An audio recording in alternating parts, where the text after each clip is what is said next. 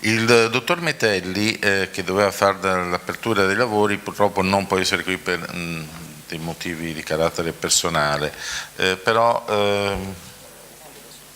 il dottor De Candia, che oggi è una specie di jolly, impersonerà il dottor Metelli in una performance con le stesse slide, è incredibile. Dopo, direi già che ci siamo, possiamo anche già chiamare la dottoressa Radeghieri, il dottor Trotti e il dottor Frigerio ad accomodarsi, perché subito dopo seguirà la tavola rotonda. Giusto? Prego, vieni. E la dottoressa? La dottoressa Zelda di Iveco New Holland. Prego, se si vuole accomodare. Varagliotti. Sì. Sai che la chiami per nome, non ci sto. Prego. Bene, e anche la dottoressa Tribuzzi di Assilea, gentilmente. Mancava anche lei.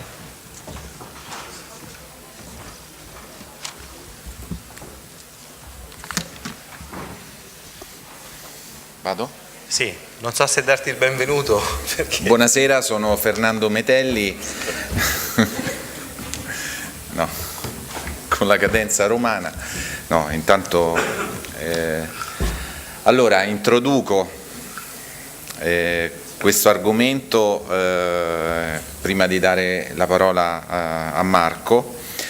Il tema, un ulteriore tema altrettanto importante, è quello sulla nuova definizione di qualità del credito che ha dato Banca d'Italia proprio all'inizio di quest'anno. Quindi cercherò proprio in brevissimo di darvi una serie di informazioni in maniera tale poi da poter vedere insieme agli operatori che cosa è cambiato. Quindi, parafrasando quello che era il film con Jack Nicholson e Helen Hunt, qualcosa effettivamente è cambiato.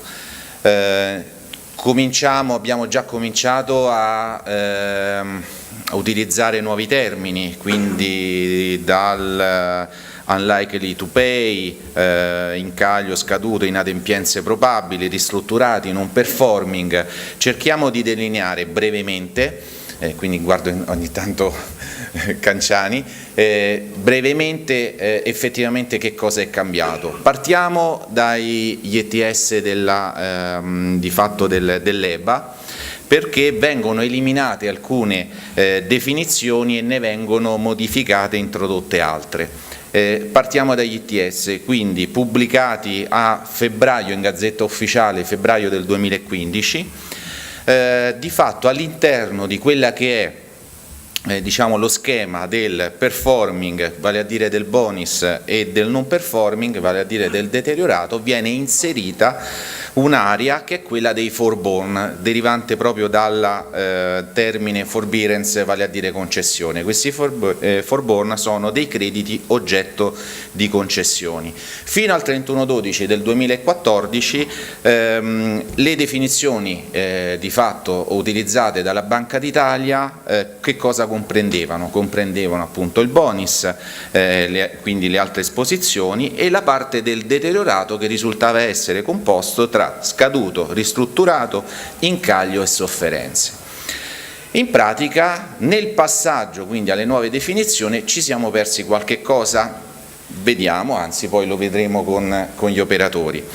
Di fatto le nuove definizioni che Banca d'Italia ha dato hanno di fatto mantenuto quello che è il concetto di bonus, ma all'interno del deteriorato troviamo scaduto, inadempienze probabili e sofferenze, ma all'interno di queste voci che abbiamo enunciato, quindi sia all'interno del bonus, scaduto, inadempienze probabili e sofferenze, viene inserita una specifica voce che è un di cui, cioè vale a dire oggetto di concessioni.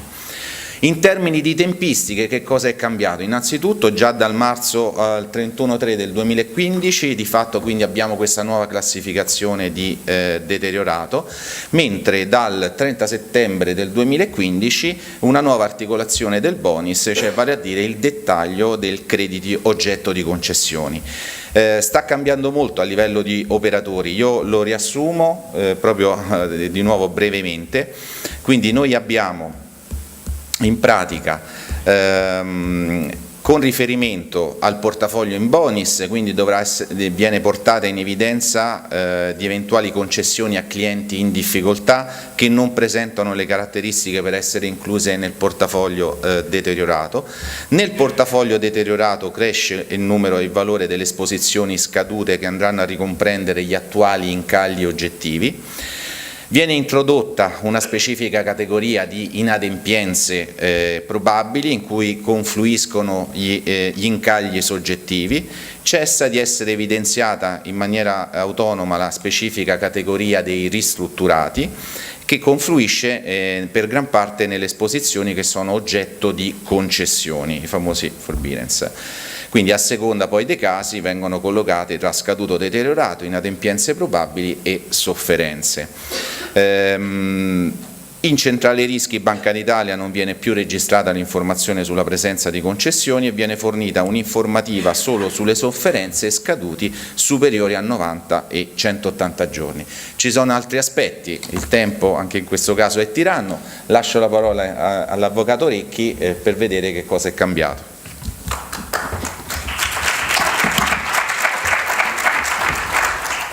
Bene, grazie Gianluca. In realtà la parola ce l'hanno i relatori, a me tocca l'onere di moderare questa tavola rotonda che nell'auspicio del Comitato Scientifico vuole essere un utile ausilio per gli altri in sala, nel senso che andiamo a fare, come sempre accade nei convegni di Mariano Canciani, degli approfondimenti scientifici su temi normativi ma con un taglio pratico.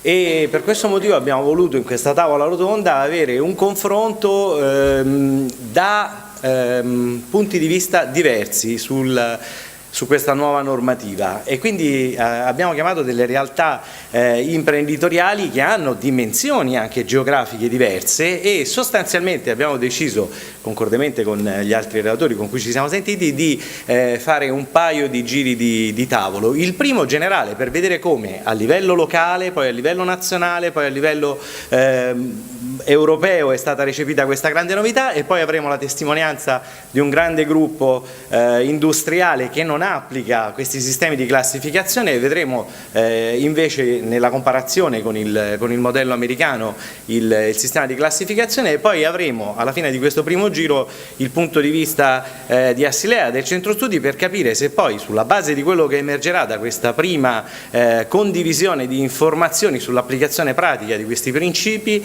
sia necessario fare un lavoro di armonizzazione al quale comunque sarete poi eventualmente chiamati sin da subito partecipando a questo dibattito. Nella seconda domanda invece cercheremo di concentrarci sui profili connessi all'attività di gestione e di recupero in particolar modo perché si parla di ristrutturazioni, siamo in una società che fa del recupero e della gestione dei crediti il suo core business, quindi è evidente che anche qui dopo aver condiviso l'applicazione pratica generale del criterio andare a vedere come cambiano magari le indicazioni ai soggetti che operano nell'attività di recupero e gestione è sicuramente un elemento interessante. Mi fermo e per iniziare quindi a analizzare un po' nel concreto questa grande novità chiedo a Paola Radeghieri, che è responsabile controllo credito e contenzioso di Banca Privata Leasing, una realtà importante ma territorialmente circoscritta nel nord-est, se non ricordo male. No, è anche perfetto. Sì, bene. Ce lo dirà lei adesso più nel dettaglio, come questo concetto in realtà forse legato anche all'anticipazione sulla gestione delle classificazioni è stato declinato dal vostro istituto. Come avete preso questa novità e come ci state familiarizzando? Buonasera a tutti.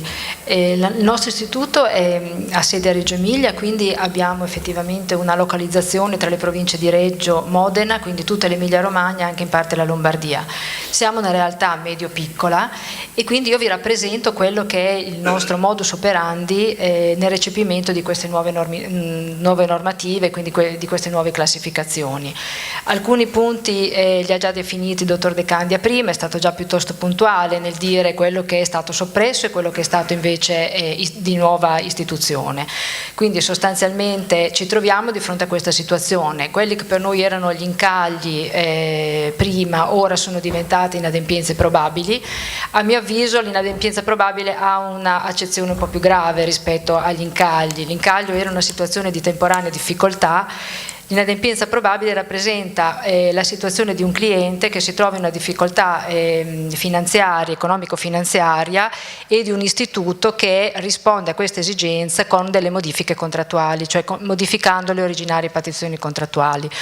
E questo è il campo dei forborn sostanzialmente. Ciò detto, quello che è la vera novità effettivamente della normativa è proprio l'istituzione della categoria dei forborn, che è trasversale rispetto a tutte le altre categorie. Tocca dalle sofferenze alle inadempienze, ai deteriorati e ai bonus, quindi trasversalmente le tocca tutte. Noi ci troviamo quindi di fronte a tre possibilità: una concessione che venga chiesta su un cliente in bonus, quindi un cliente a saldo zero, perfettamente regolare, che non ha mai avuto ritardi anche nel trimestre precedente, quindi un cliente assolutamente perfetto. Non lo classifichiamo come forborn, noi con il nostro istituto. In questo caso si pone però subito una domanda. Una concessione viene chiesta da un cliente in bonus generalmente per motivi però di difficoltà economica, prevenendo eventualmente una situazione che si possa verificare in futuro. È giusto non classificarlo, non lo stiamo facendo, credo che molti istituti non lo facciano. In questo caso però secondo me diventa piuttosto importante la delibera, il contenuto della delibera ed eventualmente quello che l'ufficio crediti scrive nella delibera. In questo caso secondo me bisogna darsi delle policy, bisogna darsi delle regole da seguire, da rispettare. La valutazione diventa estremamente soggettiva. C'è proprio una valutazione discrezionale che secondo me prima non era prevista e che va in qualche modo regolata. Questo è il campo veramente più difficile da rispettare e non sappiamo se iniziando così si fa bene o non si fa male, ci si aspetta poi dei confronti, ci si aspettano poi delle verifiche insomma, di quello che si sta facendo. E delle problematiche ovviamente anche giuridiche, magari di contenzioso che potrebbe sorgere. In questo la ringrazio molto e mi dà lo spunto e la possibilità di chiedere a Giuseppe Trotti, che è il responsabile giuridico e affari legali e societari di UB Leasing, un po' più da giurista, come vede questa problematica, se potrà essere la discrezionalità foriera comunque di un possibile contenzioso, oppure se in realtà questa nuova classificazione forse qualche problema, almeno a livello di gruppo, sulle scelte e sugli indirizzi, qualche problema lo risolve. Anzitutto buonasera a tutti. Sicuramente la componente soggettiva non viene meno, anzi probabilmente viene enfatizzata da questa riforma, per cui non è sufficiente attenersi a quelli che sono i dettami della riforma e a quelle che sono le tabelle di rating interne. Sicuramente la conoscenza del cliente e la conoscenza della posizione nel suo complesso da parte dell'operatore, che poi decide o meno tramite gli organi decisionali competenti evidentemente di qualificare questo appellativo di forborn a una posizione, ha la sua importanza e evidentemente può anche essere oggetto di contestazione da parte del cliente stesso. Non dimentichiamo peraltro, come ha detto prima la collega, che questo aspetto va ad affiancarsi alle classificazioni che, tranne il venir meno di incagli ristrutturate e la loro diciamo, il fatto che confluiscono nell'ambito delle inadempienze probabili, che è la vera novità di fatto per quanto riguarda l'aspetto meramente classificatorio, sicuramente va ad affiancarsi e quindi non va a sostituire ma ad affiancarsi. Questo nell'ottica, come dire, di un effetto anticipatorio, cioè quello che probabilmente ci viene chiesto anche a livello europeo è quello di avere conoscenza prima del passato, di quanto avvenuto in passato forse, di un qualche cosa, di un qualche segnale, di un qualche evento, elemento di criticità, magari anche di carattere transitorio, che una certa posizione da cui può scaturire una certa posizione. Ecco, mentre diceva questa cosa mi veniva in mente un proverbio che diceva mia nonna da bambino, e che la fretta fa i gattini ciechi. Non è che poi si rischia magari per anticipare di appostare, di classificare male i crediti? Voi ad esempio come ufficio affari legali date delle indicazioni sulle valutazioni che poi devono essere fatte in via preventiva, oppure poi vi tocca gestire la patata, come si suol dire, bollente, allora, quando diciamo si è creato il problema? Ecco, è troppo presto magari adesso per analizzarlo, perché parliamo di mesi, però ci sono anzitutto due aspetti. Il primo, sicuramente occorre tenere conto della natura della mia società, che a differenza di banca privata è una società che fa parte di un gruppo. Facendo parte di un gruppo, evidentemente gli approfondimenti sono stati condotti a livello di capogruppo, che ha dato istruzioni alle banche rete. Il nostro, come sapete, è un gruppo federale, mi passi la battuta, fino a domani mattina dovrebbe essere un gruppo cooperativo. Quello che succederà domani mattina, come è noto, ancora non lo sappiamo, visto che c'è l'assemblea straordinaria per la trasformazione in SPA, ecco, quindi è stata confermata, però non sappiamo ancora gli esiti evidentemente. Quindi sono state date istruzioni precise alle banche rete e anche alle società come la nostra prodotto, che comunque erogano finanziamenti, e quindi sono stati fatti approfondimenti a livello soprattutto di capogruppo, che poi sono stati calati nelle varie realtà in maniera omogenea. Però l'altro aspetto è che è un cantiere ancora aperto, nel senso che evidentemente stiamo cercando abbiamo già fin da marzo, per quanto riguardava, come diceva lei, le prime indicazioni, le prime segnalazioni, abbiamo recepito queste indicazioni, però abbiamo bisogno anche di un confronto sia a livello associativo che con l'autorità di vigilanza, per vedere se quello che abbiamo tradotto nella nostra realtà è effettivamente aderente a quelle che sono poi l'idea che si è fatta di questa normativa Banca d'Italia. Ottimo, e fin qui rimaniamo comunque nell'ambito, con queste prime due esperienze, italiano. Adesso io chiederei a Marco Frigerio invece di allargare un po' il perimetro, in modo tale da vedere con un'esperienza insomma significativa della terza banca d'Europa, se non ricordo male, giusto? Ecco, se in realtà poi il nostro paese sconta un ritardo nell'adozione di questi criteri, oppure se in un contesto europeo in realtà poi siamo tra le maglie rosa, insomma siamo tra i primi a seguire, diciamo, questo percorso, e soprattutto se lo hanno fatto magari per noi sui ritardi. Ma allora, anzitutto, in un'ottica più europea, questa è una delle normative, una delle modifiche che si stanno introducendo, tra cui appunto il discorso della regolamentazione unica, il discorso del single supervisor e così via. Infatti, noi in questo momento siamo tra l'altro sotto ispezione, un'ispezione mirata proprio per il leasing da parte di Banca Centrale, per sapere un po' a livello europeo come stanno andando, come si configurano in realtà le società di leasing. Da questo punto di vista l'ottica di questa regolamentazione è molto figlia di un approccio più di Francoforte, più di Banca Centrale, di vedere non più come era l'approccio di Banca d'Italia, i single file, ma di andare a vedere i portafogli. Quindi di andare a vedere aggregati di clientela con una visione statistica e appunto di approccio di portafoglio. Questa cosa ha di fatto una necessità, è che i portafogli siano meglio dettagliati e siano più definiti, quindi anche un discorso di trasparenza.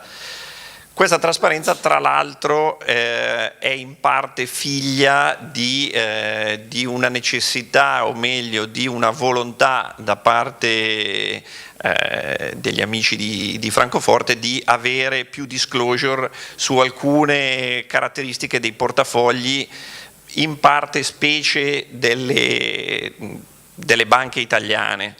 Essenzialmente la domanda del regolatore è: in Europa ci sono stati tanti modi di affrontare la crisi, uno dei modi di affrontare la crisi è concedere moratorie. Queste moratorie hanno di fatto in parte spostato il problema, in parte hanno mitigato il problema, non tanto spesso l'hanno risolto.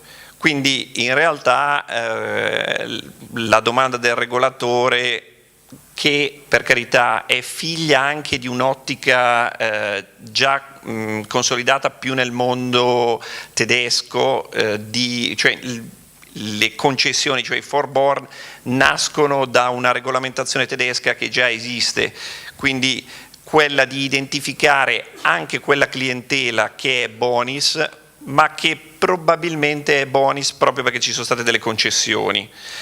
Quindi di andare a meglio definire le varie gradazioni di bonus. Gli unlikely to pay. E anche quello nella parte invece di default, cioè la parte di scaduto, la parte di unlikely to pay e poi la parte poi di bad loans, cioè la parte di sofferenze. Perché? Perché più il regolatore ha un'informazione di dettaglio e più può operare, come dicevo prima, da un punto di vista di analisi di portafogli. Questa cosa oltretutto crea sì delle complessità a livello di soggettività in alcuni casi. È anche vero che per esempio l'approccio nostro come leasing, il leasing ha molte complicazioni e noi le sappiamo bene, però dall'altra parte è un medio-lungo rateale, quindi esiste un discriminante fortissimo sul fatto che un cliente inizia a essere in crisi, che è quello di non averci pagato la rata, a differenza di quanto avviene in banca sulla movimentazione del conto, che è vero che ha magari degli sconfini, ma questi sconfini poi rientrano e quindi diventa più soggettivo la decisione. Tutto sommato nel leasing il fatto di avere delle rate insolute fa sì che si crei necessariamente la classificazione di forborn legata al fatto che ci sono delle difficoltà finanziarie. Molto chiaro fino adesso, e cerchiamo magari di rimanere un pochino più concisi nella risposta, più che altro perché siete in tanti oggi. Adesso io volevo chiedere però una comparazione alla dottoressa Varagliotti, che si occupa di monitoraggio del rischio come manager, anzi come risk monitoring manager di CNH e quindi di Iveco e di New Holland, perché comunque la scelta, dovuta anche a una localizzazione geografica vostra, è una classificazione del rischio basata sui criteri americani, e quindi la prima domanda è: come sono i criteri americani in sintesi, e non è facile, e la seconda, come si conciliano comunque con una realtà che in Europa e in Italia in particolar modo è operativa? Allora, un paio di anni fa, quando abbiamo dovuto iniziare ad applicare i criteri americani sul nostro portafoglio, ovviamente abbiamo avuto delle problematiche. Perché diciamo una caratteristica, e col senno di poi posso dire anche una grande qualità degli americani, è la grossa standardizzazione e soprattutto la grossa semplificazione. E noi italiani, che invece siamo molto speciali, abbiamo le cose particolari, non ci piace avere 3 categorie o 4 categorie, ne vogliamo avere tante, abbiamo trovato difficoltà ad entrare in questa realtà. Dopo 2 anni, col senno di poi, posso dire che invece quei criteri molto sintetici erano perfettamente applicabili al nostro portafoglio, e quello che posso dire è che questo cambio che sta avvenendo nella regolazione di Banca d'Italia sta avvicinando la particolarità dell'Italia ad una realtà molto più globale, perché in poche parole, i nostri criteri global dividono il rischio in 4 semplicissime categorie: performing, credit watch, problem account e litigation. Che cosa sono per noi credit watch? Sono proprio questa nuova categoria che voi definite for bond. Ed effettivamente è una categoria discrezionale, nel senso che rimane in credit watch un cliente che può anche non avere scaduto, ma che può avere delle problematiche di liquidità, può avere delle problematiche di rischio. Generalmente chi rimane in credit watch rimangono i ristrutturati per un certo periodo, ecco. Poi in realtà c'è la possibilità, dopo un periodo che può essere 6 mesi, di portare questi clienti in credit watch nella categoria performing. Ok, grazie mille. Prego, continui. E quindi diciamo, noi siamo passati da una realtà molto locale, quindi una realtà prettamente italiana. Il primo passaggio è stato quello di adeguarci ad una realtà più europea. Quindi noi adesso lavoriamo nell'headquarter EMEA, quindi la standardizzazione degli indicatori di rischio cross Europe, e adesso stiamo facendo questo passo in più, nel senso la standardizzazione degli indicatori di rischio a livello global. E questo si collega anche un po' al discorso che si faceva ieri con Assilea, il fatto di avere degli indicatori di rischio che si possano parlare con gli indicatori di rischio non solo delle altre realtà finanziarie, ma anche con gli altri paesi, è molto importante per capire non solo soggettivamente il livello di rischio rispetto a trend storici, ma anche il posizionamento all'interno di altre realtà molto simili alla nostra, ovviamente. Grazie mille. Io prima di chiedere poi ad Assilea il punto di vista, alla dottoressa Tribuzzi, più che altro se vi siete già resi conto della necessità di un lavoro di armonizzazione nell'interpretazione, però prima di chiederlo a lei mi consenta di chiedere alla sala e ai tanti operatori presenti se sulle tematiche di rischio quello che hanno sentito è vicino, è corrispondente alle dinamiche che avete adottato o no. Vedo che mi guarda con fare perplesso Marino Belloni. Chiediamo a lui magari se puoi e se vuoi dire qualcosa. Ti passo il microfono.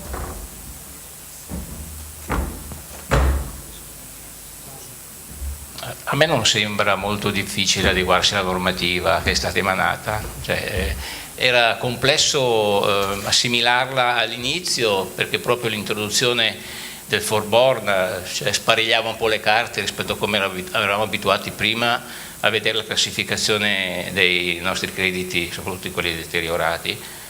Però io ho visto che anche in una piccola società come quella come la mia, quella che dirigo io, che si chiama? Meglio Leasing, con l'aiuto del fornitore di software, in breve tempo siamo comunque riusciti ad avere la corretta classificazione.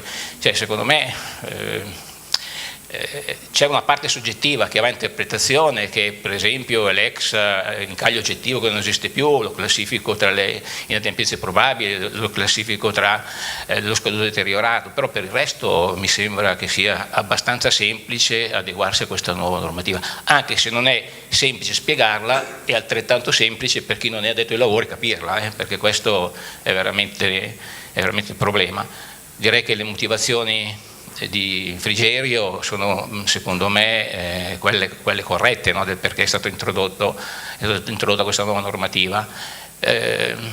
La signora che ha parlato per ultimo, che ha portato un'esperienza industriale, mi sembra poco calzante con quello che sta facendo in Italia, perché il forborn è proprio trasversale, non è qualcosa che va visto a parte, che stabilisce se un cliente ha avuto delle facilitazioni, ha avuto delle concessioni e in futuro, no, questa concessione lo può penalizzare in termini di classificazione. sono due cose che si sovrappongono, che si sposano, non sono una cosa unica, perché in alcuni casi aver avuto la concessione può anche essere un forbon performing, quindi non crea nessun problema, in altri casi quando diventano performing subentrano, quindi è un qualcosa che aiuta a determinare una migliore classificazione, quindi non è una cosa unica. Bene, non so se la dottoressa Varagliotti vuole dare una replica su questa precisazione. Cioè, non mi sembra che sia una semplificazione quella che è stata introdotta oggi con il foreborn, rispetto a quello che diceva lei: ho 4 classificazioni, entro quelle 4 mi devo muovere. Qua ci sono 4 classificazioni con la sovrapposizione del foreborn che comunque complica un po' la vita. Cioè rimaniamo una realtà complessa, in sintesi. Però penso che sia un po' lo spirito della risposta che aveva dato la dottoressa Varagliotti. Quello che volevo dire è che per noi quello che è Credit Watch è un monitoraggio particolare sulle ristrutturazioni e sui rischi specifici che indica soggettività. Questo era il tema della soggettività di classificazione dei forbond, che secondo me li avvicina al nostro concetto di Credit Watch. In questo caso era questo il paragone. E il concetto, se posso, di litigation che ha detto prima va inteso strettamente o che cosa si intende esattamente? Cioè per litigation lei ha detto l'ultima litigation categoria per noi sono illegali, le cause legali, perché tutto ciò che invece è paralegale prima non è... deteriorato è problem account. Okay. Invece nel momento in cui entrano entra la gestione gli avvocati, legale, diventa litigation. Okay. L'avvocato in tribunale è litigation, sì. L'avvocato non in tribunale però non è ancora litigation. O è litigation? Sì. Ah, ok.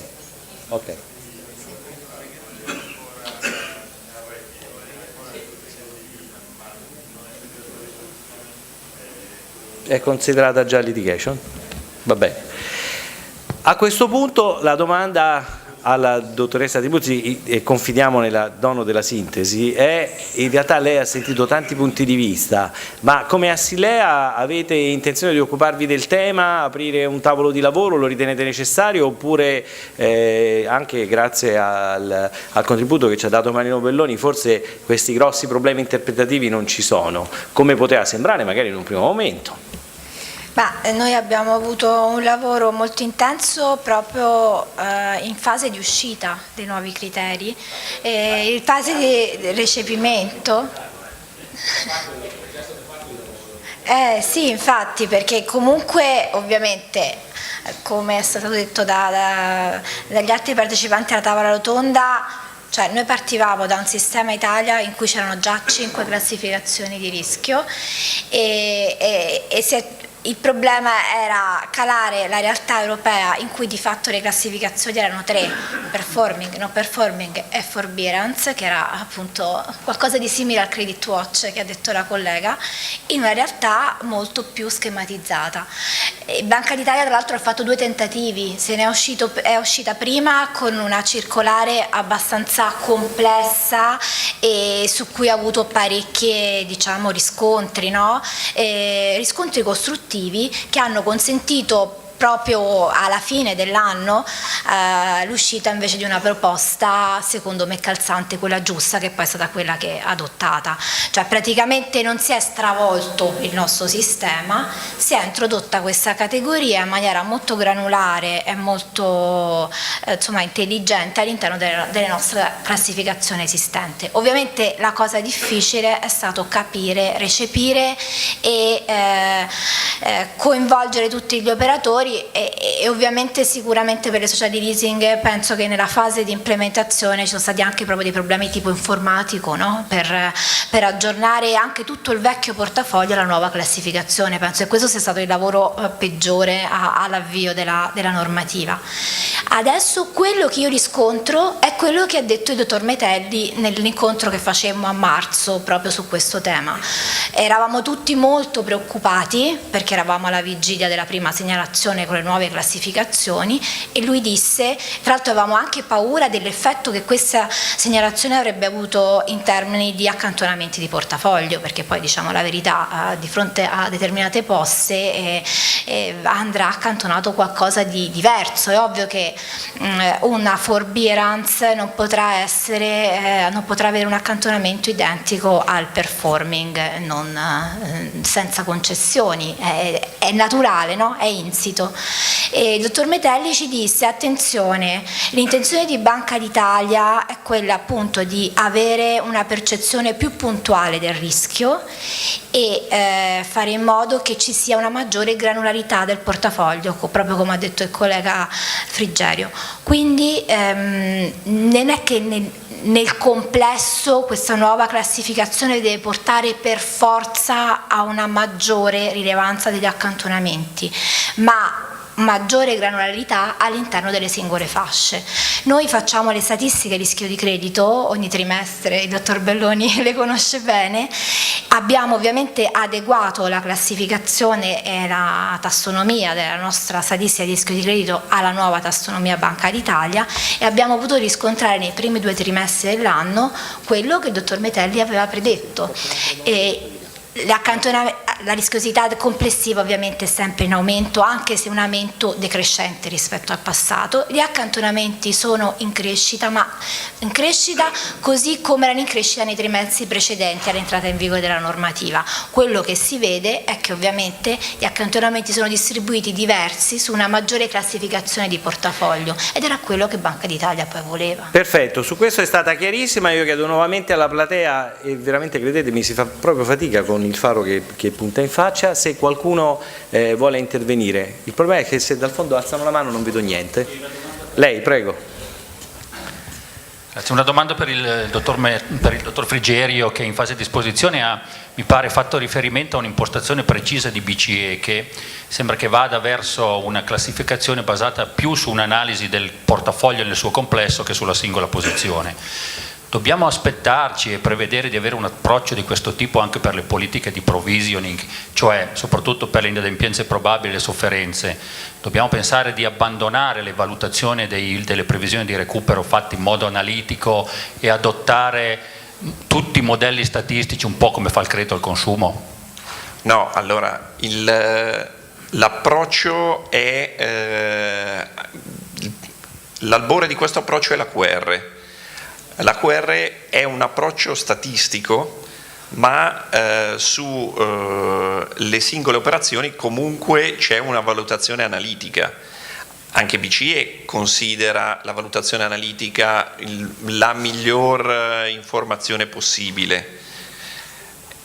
Quello che sto dicendo è che l'ispezione, cioè il modo con cui la Banca Centrale va a valutare la correttezza delle appostazioni a bilancio e in generale dell'operatività, è molto incentrata su processi e portafogli. Quindi va a vedere per esempio qual è il processo di classificazione, quali sono le tempistiche di ingresso e di uscita tra le varie classi. Ecco, posso chiedere su questo una precisazione nell'ambito proprio dell'attività delle società di gestione e di recupero del credito? Che conseguenze pratiche ha sui piani di ristrutturazione? Ci saranno delle tempistiche più sincopate da attenderci? Perché comunque questa è una domanda che sicuramente rileva. Allora, dunque, da un punto di vista di società di recupero, spererei di dire che non cambia niente se gli istituti finanziari sono abbastanza bravi. Perché? Perché in realtà il cambiamento più, diciamo, critico da un punto di vista di classificazione della clientela è la clientela. Nel momento in cui ha un piano di recupero, un piano comunque di dilazione, è evidentemente un forborn. Questo forborn è diverso se il cliente è in bonis o se il cliente è in non performing, cioè se è in default. Se il cliente è in bonis e ha una concessione e in base a questa concessione rimane in bonis, comunque in realtà ha un alert di criticità, un po' il credit watch americano, che è, attenzione, questo cliente ha avuto una concessione, se dopo questa concessione o durante il tempo in cui gli sto dando questa concessione lui va in default, cioè non mi paga delle rate, lui, anche se torna in bonus, deve essere classificato non performing. E questa è la cosa più grave, perché appunto questo sposta la classificazione da un bonus a un non performing, questo sì modificando gli accantonamenti. Quindi, e questo modificando anche le politiche di recupero, però, che a quel punto è più importante il credito che il cliente. Esatto, cioè quindi l'intervento su clienti performing critici deve essere velocissimo. Perché? Perché deve evitarmi di dare la concessione dopo che è avvenuto, diciamo, il passaggio a non performing. Perché altrimenti la classificazione comunque rimane non performing per 2 anni. Grazie, perché questo era veramente il passaggio chiave, anche a mio modesto parere. Volevo sapere se su questo profilo in realtà è chiaro quello che cambierà a breve, se ci sono degli interventi, dei commenti. Aspetti, perché ho visto una mano alzata di là e uno scusi di qua. Lo scusi dov'era? Lì in fondo, perfetto. Pronto? Grazie, sono Delisi di Trebi. No, io ho partecipato anche al tavolo Assilea, dove abbiamo studiato per parecchio tempo le varie versioni della normativa e sappiamo bene che le normative, come sempre, hanno un livello di interpretazione da parte di chi poi le deve applicare e ha giustamente la responsabilità dell'applicazione. Per quanto riguarda gli accantonamenti, faccio una riflessione. Secondo me non sono cambiati molto, perché ancora si sta studiando che cos'è la classe del forborn performing, perché sulle classi di deterioramento, lo scaduto deteriorato, l'likely to pay e le sofferenze, diciamo, molti hanno fatto un ragionamento per cui la likely to pay è abbastanza simile all'incaglio precedente, io sto parlando ovviamente nelle politiche di svalutazione, le sofferenze sono rimaste, diciamo, sostanzialmente quelle, e lo scaduto deteriorato ha cambiato natura, si è gonfiato perché non esistendo più l'incaglio oggettivo si è riversato tutto in quella categoria.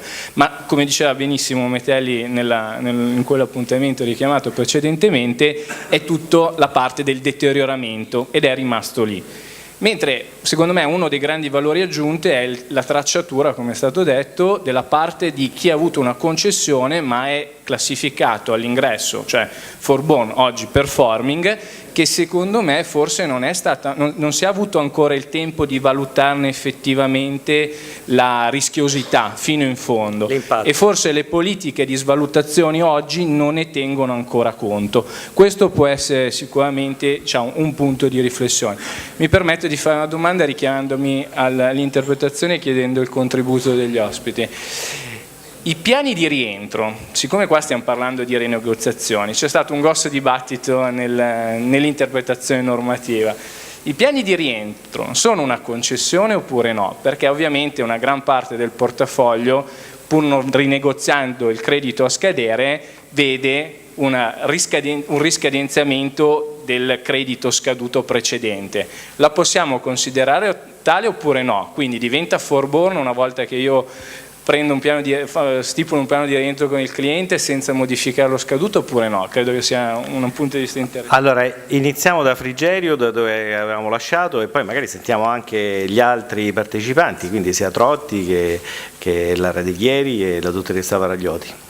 Ma il tema dei piani di rientro effettivamente è uno dei temi dove c'è più discussione interpretativa, perché il piano di rientro di fatto nel momento in cui lo consideriamo esattamente letterale, cioè un piano di rientro, non modifica il piano futuro, quindi è un modo con cui io rientro di quello che è lo scaduto in essere.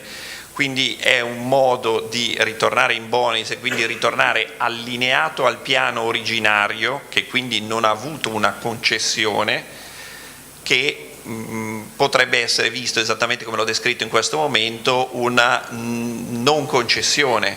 Perché? Perché infatti se io vado formalmente a vedere il piano, dopo questo intervento il cliente è tornato regolare non ha avuto nessuna concessione, ha avuto un ritardo nei pagamenti che, tra le varie cose, è stato dilazionato in un piano di rientro, ma questo piano di rientro ovviamente deve essersi concluso e concluso positivamente.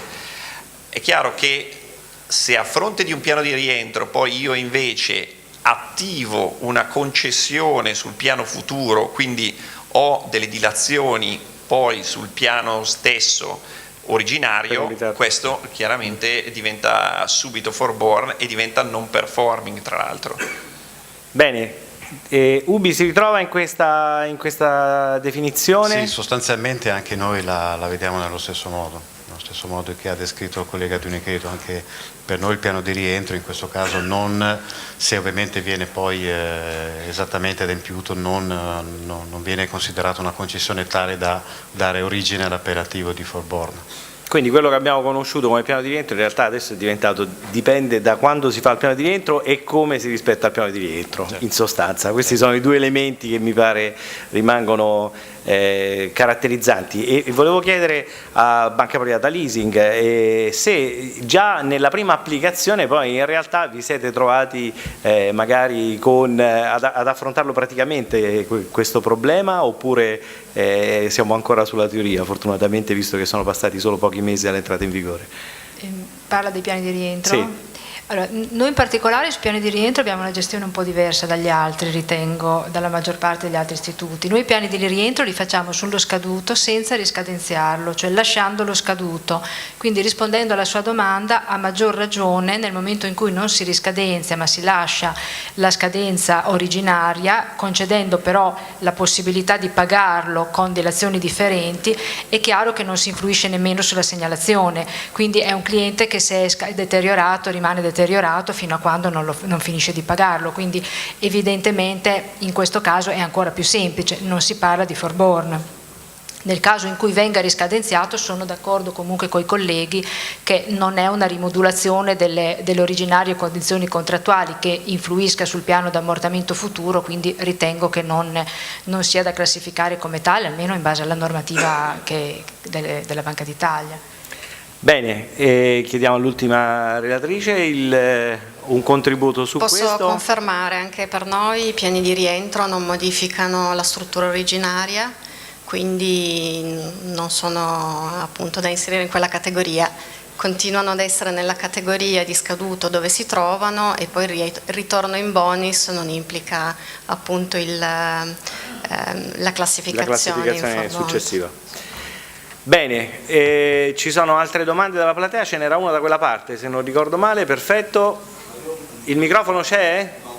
Allora un attimo per la registrazione, nome, cognome, azienda e domanda. Sì, sono Maurizio Giusti, Banco Popolare, Divisione Leasing. No, secondo me, ecco, c'è un qualcosa di molto importante riguarda gli scaduti deteriorati, cioè fra poco la soglia attuale del 5% si ridurrà. Ecco, volevo chiedere in particolare a Beatrice se ci sono notizie relativamente al quando e al quanto si ridurrà, perché questo sarà un qualcosa, secondo me, ecco, diversamente da questa rivisitazione delle modalità di classificazione che tutto sommato secondo me hanno impattato relativamente dal punto di vista economico. Ecco, io temo invece che questa ultima potrà impattare in maniera più significativa. Allora, su questo punto c'è stata una fase di consultazione lo scorso anno, abbiamo partecipato, abbiamo fatto le nostre proposte, attenderemo la nuova versione che probabilmente non sarà, spero, definitiva, ma ci sarà sicuramente una seconda fase di consultazione. Su questo vi allerto che è uscito da pochissimi giorni un documento sulla nuova definizione di default, di past due, a livello europeo, e la scadenza per la consultazione a gennaio. Noi come Assilea cominceremo a guardarci questo documento, ne parleremo nella prossima commissione risk management che è stata già fissata per il 22 ottobre. Diciamo che tutto l'aspetto riguardante scaduto, appunto soglie di rilevanza, definizione di past due, è in fase di rivisitazione, cioè quello a cui abbiamo assistito a fine anno della nuova classificazione dello scaduto è stato solo il primo passo, È inutile andare adesso a dire quali potranno essere diciamo, gli effetti della normativa che è ancora in fieri e in fase di consultazione. Quando indicativamente dovrebbe arrivare? Allora, quello del default, dello scaduto, è uscita adesso la prima consultazione, quindi poi sarà fra un anno o due. Sulla soglia di materialità secondo me forse anche l'anno prossimo. Lì diciamo l'EBA ha uno scadenzario predefinito su tutti gli standard tecnici, è uno scadenzario in cui è un po' in ritardo, forse per nostra fortuna, perché poi la CRD è partita tutta con ritardo, no?